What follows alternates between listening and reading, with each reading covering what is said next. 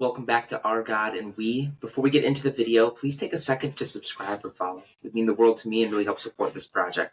Thank you again and enjoy the video.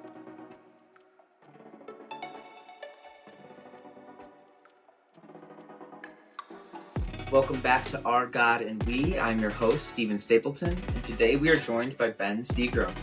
Ben has recently graduated from Michigan State, almost a year ago now, I believe, and now currently works in sales for AT&T in Detroit, Michigan. Apart from going to church on Sundays, through his line of work, Ben has dealt with many no's and has held perseverance in his life, which has greatly impacted his relationship with God and the Bible. Personally, Ben is one of my closest friends and has impacted my life in more ways than he could ever begin to know. Ben, I'm so excited you are here. Welcome to the podcast. Yeah, man, I'm excited to be here myself. It's always great to see, people doing great things, and I'm just glad to be a part of it. That's awesome, dude. Yeah, thank you. Before we begin, I kind of want to give a little bit of background because I think that the story of our friendship is one of the coolest, unique things that I would agree. really anybody has. So me and Ben go back literally to birth. We were born a day apart, and shortly after being born, my parents were in the church, but then we ended up moving to Chicago. And Ben and his family stayed in the Detroit, Michigan area. And my parents actually ended up moving back.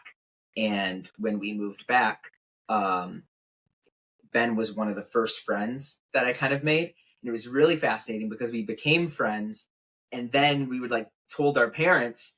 And it was really interesting because then that's when we found out that we had actually known each other since birth. And so really funny how that played out. But yeah, Ben is possibly about as close of a friend as someone can really be to another person. And we go back literally to birth. So it's really, really awesome. Day one, literally day one. Yeah. So I wanted to start a little bit with your testimony. And then we can kind of sort of move from there and get into more conversational aspects. But when did you sort of first hear about God? When did I first hear? I would probably say, I want to say growing up, kind of at an early age. I know my parents kind of had discussed it a little bit. And I want to say when we went to Awana, that kind of, that Christian, I want to say it was after school type of activities. If your parents are maybe busy, they're like, all right, spend time here. But I would say that definitely kind of started the ball rolling for me, especially just learning and at the beginner level of God, Jesus, just kind of everything. And then definitely I think the deeper it got was when we went to Bear Lake, I want to say, 5th grade on to around 8th grade. That definitely was probably in terms of just truly getting the message, kind of following the message was probably at my deepest time during those periods. I know I had gotten baptized, I want to say in 8th grade. That was the first time where I kind of truly felt, because I don't know if I had been baptized as a baby, but I felt compelled to kind of get that done as I was older and more mature and kind of, able to think on my own. And then, kind of going into high school, college, I would say the relationship did kind of get, it was less of what it used to be in terms of just going to church more, praying more, and just getting too caught up in things that, I definitely had the time to put in, but just was more focused on, sports or school, getting into college. But since graduating college, I think I've been compelled to kind of go more, going to church more, praying more, and just trying to rebuild that relationship with God and Christ in terms of, just wanting to understand him more, the messages, and just be a better person, I'd say. Yeah, totally. You mentioned things like Awana and Bear Lake, which are two kind of I think really parts of also other organizations that kind of impact young people's formation with church and with God. How do you think that going to certain organizations, after school things, and being a part of sort of a community that was Christian? Like, how did that sort of help in the ways that you like began to understand God? Yeah, I mean, I think it definitely had a pretty big impact. Looking back, I kind of remember being like, "Oh, great, got to go to Awana again." Bear Lake, I was always down for that, but I know back in the day, I wasn't always the fan of it. But when you kind of look back on everything, you do sort of realize the importance of it, and like you said, kind of being around um, certain people that are kind of feeling the same way or are interested in learning about God and Christ. I think it does kind of help you feel more uh, safe, you could say, or just more vulnerable in the terms of like understanding it, maybe opening up and realizing the relatability you have with everyone around you. Um, and I think obviously it's great when your parents kind of teach and show you those things. I think it also definitely helps seeing it from or hearing it from other people, maybe outside of that immediate family. And yeah, I mean, when you're there for years on end, like you said, you kind of build those relationships um, and yeah, it just helps truly in growing closer and closer, I think, to God. Yeah, yeah. As you sort of developed kind of in growing closer to God, do you think that there was anything that specifically sort of sparked like walking away from that in high school, or was it just sort of like a gradual like life came up and there was just different things that took priority? Yeah, I don't think there was necessarily a direct reason or like a moment where I was like maybe questioning, is this what I believe in? I would say it was just more of kind of like you said, just kind of growing up and definitely prioritizing things over necessarily my religion. Maybe not taking it as serious as again I had maybe in the past. Um, and yeah, it definitely I think just like I said, just not using like the time I had. You just kind of want to do whatever you want to do, and you got to realize like that's true, but there's things you have to put your mind in the positions you need to do to kind of be the better person you want to be. And I think the more you don't maybe go back to the ways you were when you were maybe more religious or just um, had more of an interest in it, I think you kind of can realize the potential you truly have than if you weren't, or just kind of distancing yourself. Um, but yeah, no, I don't think there was a main thing that kind of strayed me away. It was just you know getting busy, growing up, and yeah, Yeah. wanting to sleep in. I know that when I was younger. No, I totally get that. And I think it's interesting because I know at least for me, like especially as a high schooler, the demands on your life, I think from like 14 to 24 are ridiculous. Um Hmm. like and I don't think we truly understand just how much stress and pressure and demands we put on young people to um either prioritize like school or sports or friends or job or money, and all this stuff is like happening all while you're trying to develop your life. And in a weird way, it's interesting because like in my mind, um the times that I was in church were like the few times I think I could like slow down from that. But there were so many Hmm. times where I was like, I don't really have time to slow down. Like I have things I got to do. And that Hmm. kind of would like ripple and begin to build on itself until there was just no time left to do anything. Yeah, and I think when you're young too, time like it definitely goes slower than it does the older you get, but you don't realize how much time you do have when you're younger, so you kind of yeah, like you just kind of forget about some of the things that you definitely do have time for, but you're just not thinking about it as much. Definitely. Definitely. Now, kind of coming out of college and beginning your career, um, Hmm. having, in a sense, more like I struggle to use this word because like stability is there's a lot of connotations that come with it, but in a sense, having a little more stability, like what what kind of prompted you to then, I think, begin to invest more time into your faith and spiritual walk? Yeah, I mean, I think multitude of things, moved back home, so with my parents again, and knowing that My mom doesn't work on the weekends.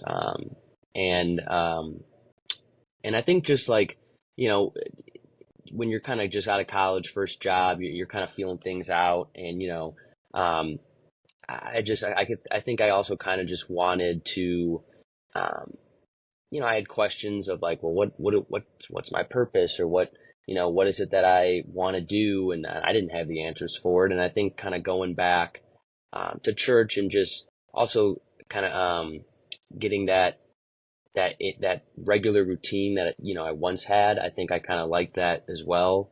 But, just trying to, I just think I really looked at myself in the mirror and was like, I kind of, not that I didn't necessarily like the person I was, but just knew Mm. I could potentially be better in a sense, or just, again, like, just wanting to get closer to God, to a place that I maybe once had, but also wanted to get better at. And so I think that's kind of what drove me to want to go back. And, I've met people along the times in college who, I was actually at the gym the other day and saw a dude's sweater, and it had a Bible verse. I can't remember what it was, but I thought it was really cool. And I went up to the guy and was like, like, hey, like, where'd you get that, man? I think it's really sweet.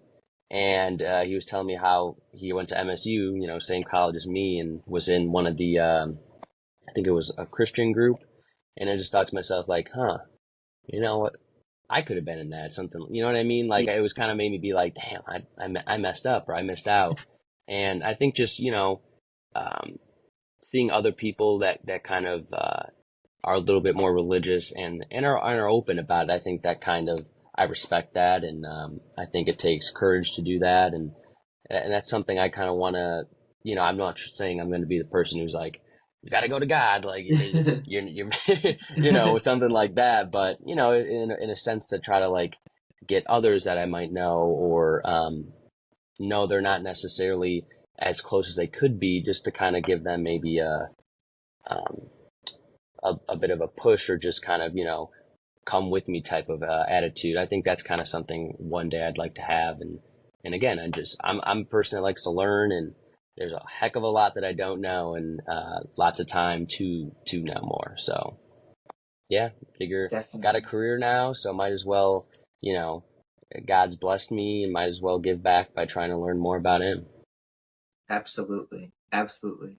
I think that is also such a super impactful. I mean, even in the ways that you're like kind of talking about it, of in some sense, growing closer to God is also both finding yourself in a place where you are improving, and at the same time growing closer to a community of people that's like already established. And that's like Hmm. such a cool, like, both and of like you individually are growing and you're a part of this community that is like very much embodied in a sense. Um, Hmm. no, that's amazing. Moving a little bit more towards your career now, Hmm. currently working in sales. What about sales specifically kind of drew your interest initially? Um, and then like how have you kind of seen that field as something that has been impactful, maybe not impactful to your faith? Yeah. Well, I mean, definitely. I mean, in terms of why I chose sales, it was kind of, I know I'd taken a class in college that was like a sales management class, and professor was probably one of the best professors I've had, in my 4 years at state. And I think, I do like to make money. I wouldn't say it's like the number one drive for me in terms of like career. Like, I got to make as much as I can, but sacrifice most of my time. I can't fully go on that, uh, record. But, um, I mean, yeah, it was also one of the first jobs that truly did reach back out to me, in this very interesting job market we have, that they say we have jobs, but when a push comes to shove and you're applying, it's, on deaf ears, I guess. Yeah. Yep. So getting an actual response was definitely probably the biggest reason why I did take the, job that I am currently in. But when I think about, uh, how the job maybe relates to my faith, or instances where I can see them overlap, I definitely think, persistence and rejection is a huge part of my job. And, there's been several times where I've, prayed to God being like, you know, please let this customer understand, like, know that I'm trying everything I can for them. And, there's been multiple times where God answered my prayers and it didn't blow up or, it all got resolved. Everything worked out. Both parties are happy. Um, but, but no, huge amounts of rejection and knowing that, a lot of people, told God and Jesus, you're wrong, you're not right, things of that nature. And, you can't just take it so to heart, and you kind of have to just understand that, maybe they don't understand, or, it's just, there's just no point in, I guess, taking it so deeply that it may give a hate towards you, because I think hate is a very powerful and, misunderstood thing that people sometimes say and don't necessarily realize like what it means deep down. Um, Mm, but yeah, man, I think that would be to me the understanding and relation.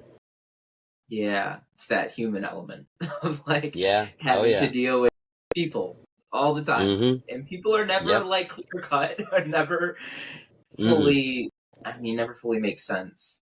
That's fascinating. How do you, I think, and it's interesting. I was just looking the other day, sort of on the different statistics and stuff revolving around mental health. I promise this will loop back around, but I promise this will make sense Mm, surrounding mental health, specifically among younger people. So, like, depression and anxiety is like higher now than it has ever been, and things like that.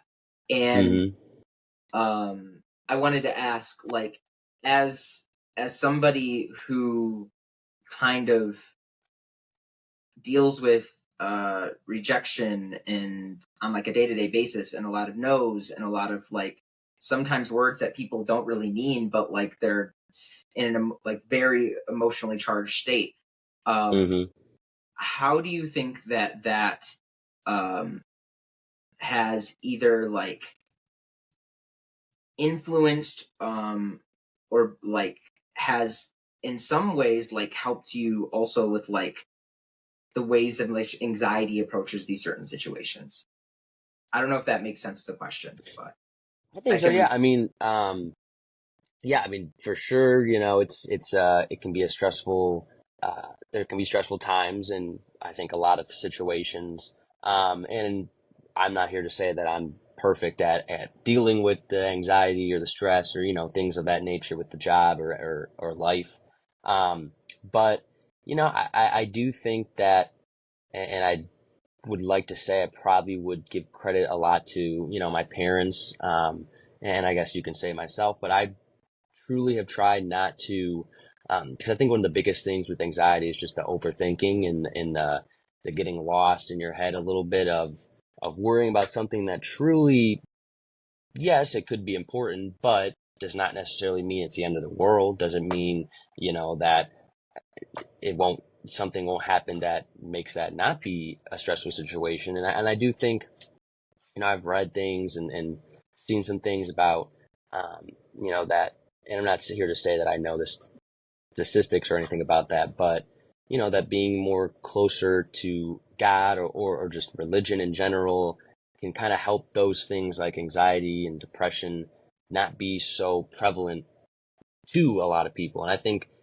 especially, you saying that the numbers have gotten larger, I think that I would like to think that it's somewhat attributed to the fact that as I feel like a culture generation, we aren't necessarily pushing religion as much anymore. It's almost Mm, a crutch, or it's seen more and more as uh, a misunderstanding. I think on a lot of people's parts of that, you know, you don't care, or your views, even though they may not be your views, are too extreme. And I think that pushes a lot of people away. But I do think that truly, the closer you can be with God and just maybe religion is to know that stuff like anxiety and depression, you know, it's a normal thing to deal with, but it doesn't necessarily mean it has to take advantage and hold of your life.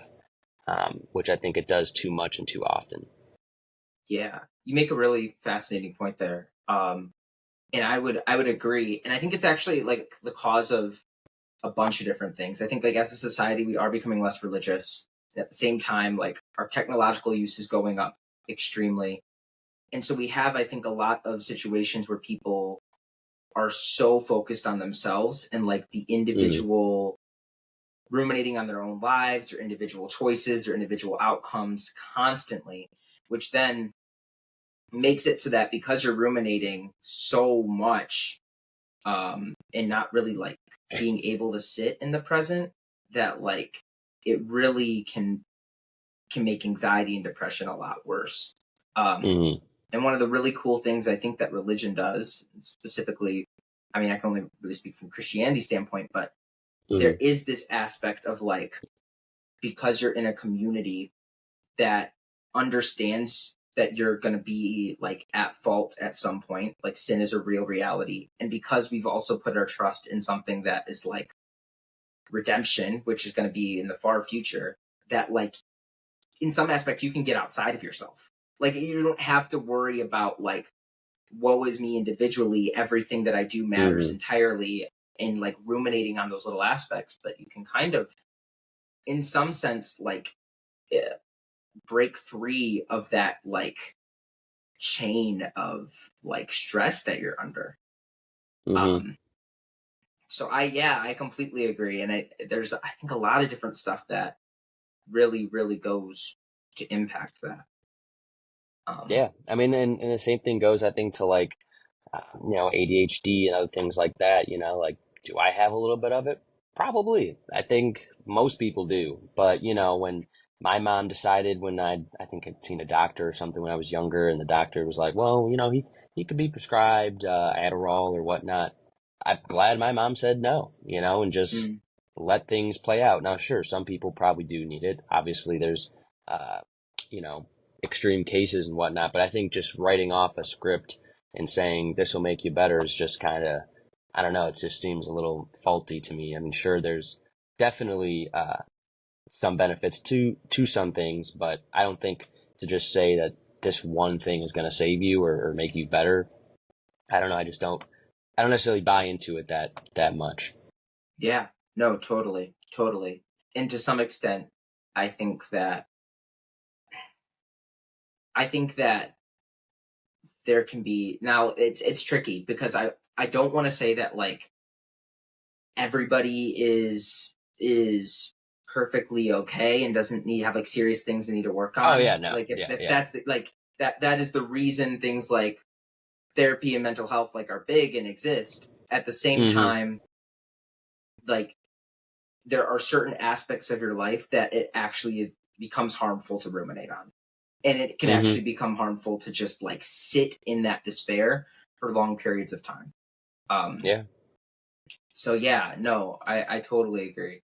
And that's also fascinating, I think, how that kind of intertwines with your career in sales. And how like Mm-hmm. as you're going to these people, there's also an element of like this isn't the end of the world. And you can kind of have Mm-hmm. like that hope in that. Um Absolutely, yeah. yeah.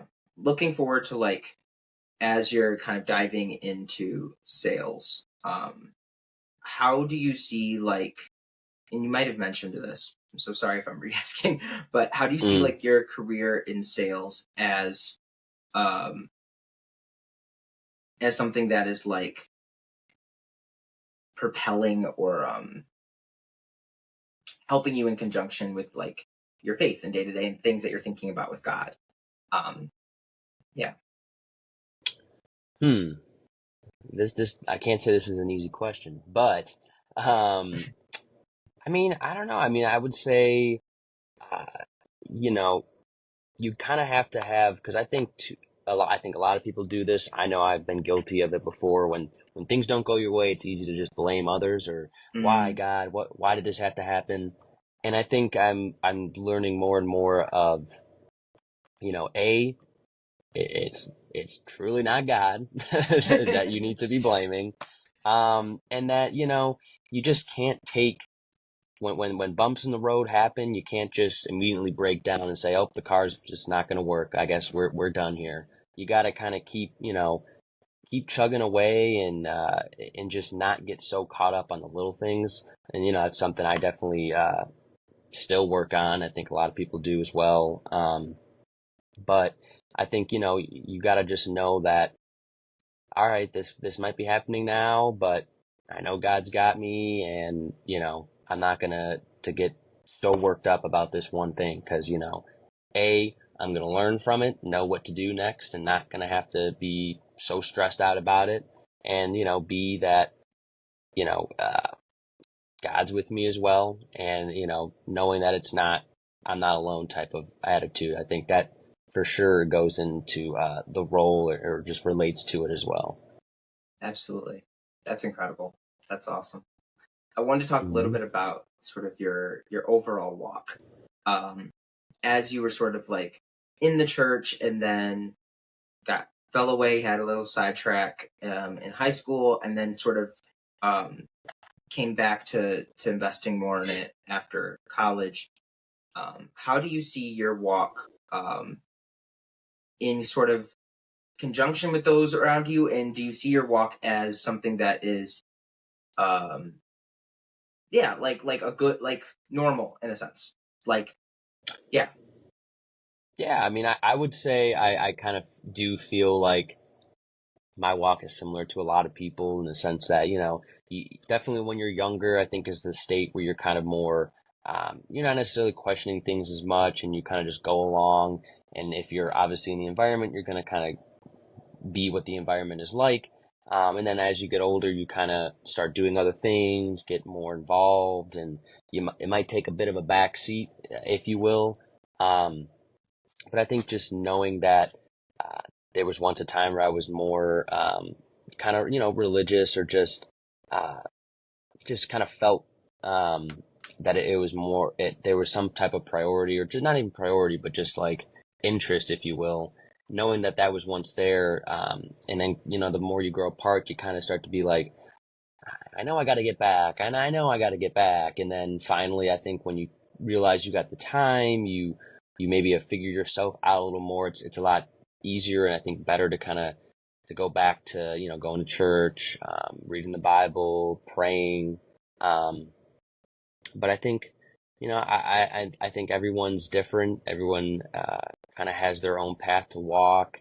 Um, do I am I in terms of friends that I know, and I don't necessarily know this, but if I had to take a guess, I wouldn't say a lot of them really go to church, Mm. or are spending more time um, maybe trying to learn more or just understand it.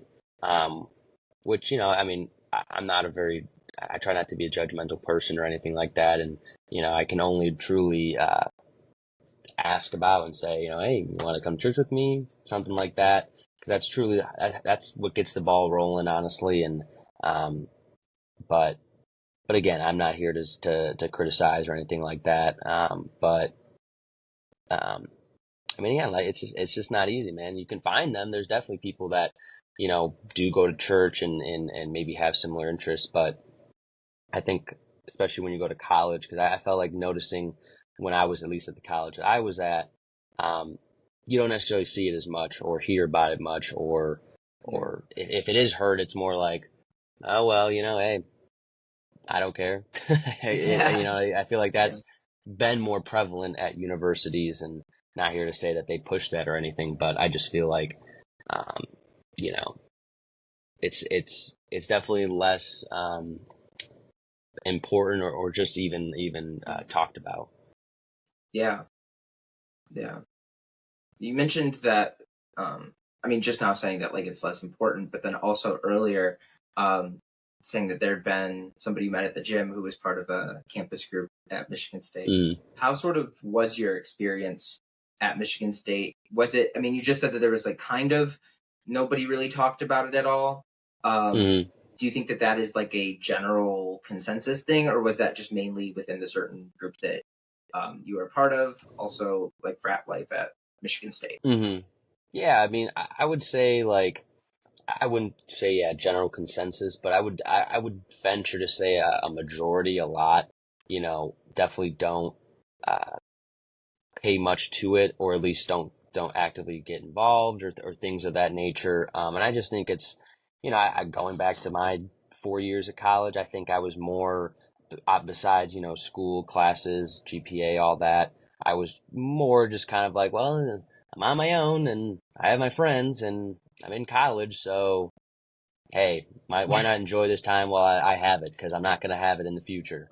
Yeah. Um, so I think that and looking back, I know like there's a lot of things I wish I could have done differently, or just maybe less of one thing and more of another type of thing.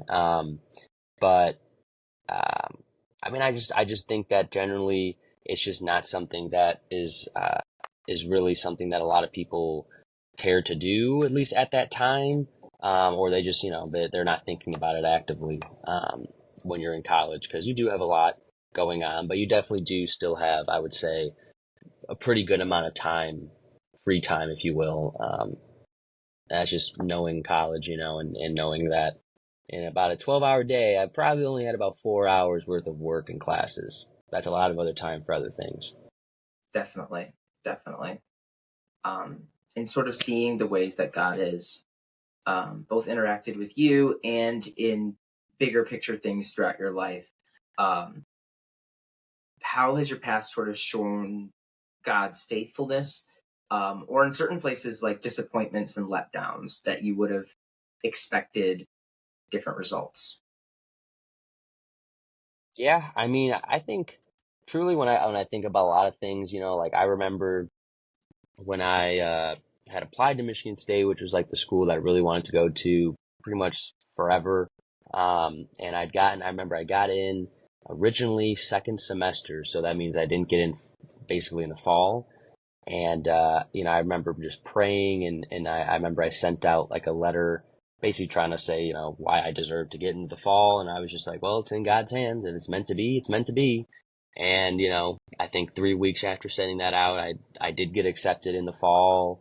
And I think a lot of things, like even with this job, there was a couple periods where I thought, it wasn't really going my way. And I truly was like, God, if it's meant to be, it's meant to be. When I had to take the panel, basically to get accepted into the field, and I kind of went in thinking, well, if it doesn't work out, it wasn't meant to work out. And I've truly always kind of had that mindset, just because I think it's a better, uh, it's better in terms of your mental health, in terms of being stressed or anxiety. I think thinking like that, you don't really necessarily deal with it as much, because again, you're kind of letting yourself know that, hey, it is what it is, man. Like, I mean, I know Totally. I've said that a couple times, um, um, but it worked out. It ended up passing that and getting the job. So I just kind of look at things in just of the, it's in God's hands. I like to say that a lot, because truly it is. And if God didn't want me to have the job, or God, didn't want me to be with this person, I think He would show me that. And I'd like to try and listen. I can't say I'm perfect. I don't think a lot of us are, even when God's telling us right in our face, like, hey, this is it, man. But you're gonna go that way? Like, it sometimes happens. But yeah, I think that's something I like to try to follow and live by. Yeah, totally, totally. Yeah, it's also so interesting because like even the way that you're talking about it, it is such a, at least it seems to me your demeanor in how you relate to God is so focused on the present. And it's kind of Hmm. like it's really beautiful to see because in I think in our day and age, yeah, we are so focused on like the future or the past, given the person. But Hmm. an attitude of like trusting God and whatever is going to be is what God's going to make of it is so present focused and also focused on like how is God working in whatever decision is coming today. And I think that also is like really really impactful for keeping yourself like yeah in the present moment with where God is Hmm. having you. Um which in my mind is like kind of at like the core of um Christianity in some sense. I mean, even praying is keeping yourself present in the presence of God. Um, Mm-hmm. and I think if we forget to stay in the present, and if we forget that like God is a God that is always working, then Mm-hmm. sometimes we'll like lose sight of that, and even then we'll sort like our trust will start to falter in God. And if we truly trust God, like there's no reason for us to do anything other than just it is what it is. Yeah. Mm-hmm. I agree, man. Yeah, totally. All right, so we're gonna go into it's a little early, but we're gonna go Mm-hmm. into our last two sections. So this next section is our quote of the day. For the quote, I'm just going to read the quote and we're just going to talk about it. However many thoughts come up, have a short conversation, and then we'll move into our final question for today. All right? All right, man. So, our quote of the day: to be at peace with ourselves means we have the confidence gained through participation in the adventure we call God's kingdom, to trust ourselves and others. Moving a little forward. Moreover, by learning to be at peace with ourselves, we find we can live at peace with one another. And this freedom, after all, is the only freedom worth having. End Mm. quote. Those are some true words, man. What are your thoughts? What are your thoughts? I mean, I think it. I feel like we kind of touched on some of it too, just earlier. But I think to me, the message I get from that is that you know, being true to who you are in sense of not putting a character on or not trying to act a certain way to please others. And I think mainly knowing that you have faith in God, knowing that He has your back, um, believing in Him, even when you might think that what He's telling you to do or what you might think you should do isn't what you want, but knowing that it's right. Um, I think having those things that truly is what makes a person, really feel happy, uh, not have anxiety, not have depression. I think that like it kind of touched on, that's true peace. That's being in the present, in a peaceful mind. I think to have those, you will at least have that, or in a sense, be able to live that way. Yeah, totally. Totally. And then, even to that point, like being at peace in the present, and it's rough because I have the quote in front of me and you don't. But Mm, um, there's a portion where he goes, uh, to trust in ourselves and others. And I love that so much because it is also this sort of it's this both and a little bit of what we were talking about with your spiritual walk actually, hmm of like both an individual growth and a joining in community, where you can both trust yourself more and in being in participation in the kingdom of God, grow to trust others as well as part hmm of this community that's doing all these different things. Um, and so I absolutely love that. And there is a freedom in that.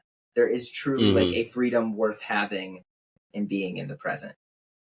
Yeah, man. I mean, and I think something maybe I hadn't touched on too about that quote is just, I think we would all get along a heck of a lot more if we didn't necessarily, again, I think this is the either acting like something you're not.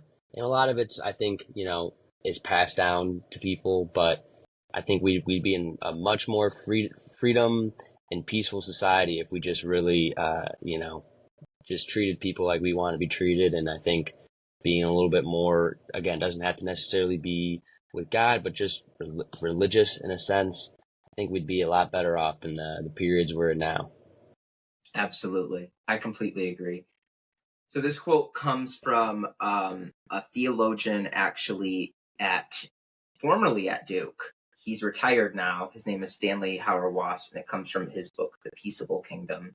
hmm But he was a really big theologian and big advocate for peace, really, above and over everything else.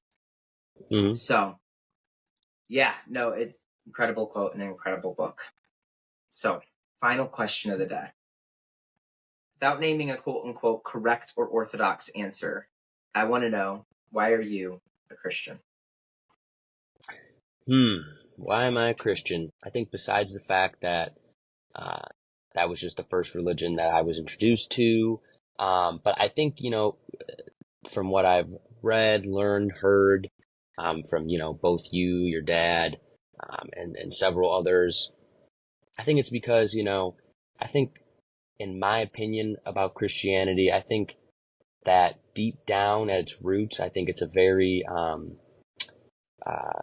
I think, what's the word I'm looking for? It's very open in the sense that, you know, we believe that Jesus forgives you for your sins.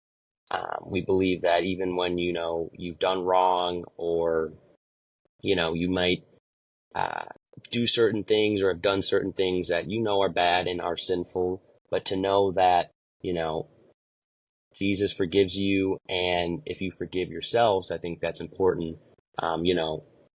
You're welcome in the kingdom of heaven, and I just think it's a very open community in the sense that it's not selective. It's no um, certain race. I think all races are welcomed, cultures as well. It's just a very, I think, and I think it's a misunderstood in a lot of ways too. And, I mean, in some of the ways maybe that's said in the Bible, I think some people take that uh, more literal than in my heart I would. But I do think it's a very opening, welcoming, um, and a lot of truth to its religion. And I think that to me is why I would say that I'm a Christian. That's awesome. That's awesome. Thank you so much for joining the podcast. And it was incredible to have you on, Ben. Yeah, man. Welcome to be here, man. Anytime. Thank you so much for watching. If you enjoyed this video, please like, comment, subscribe, and follow. It really helps support me and the communal project of Our God and We. Thank you, and I look forward to seeing you next time.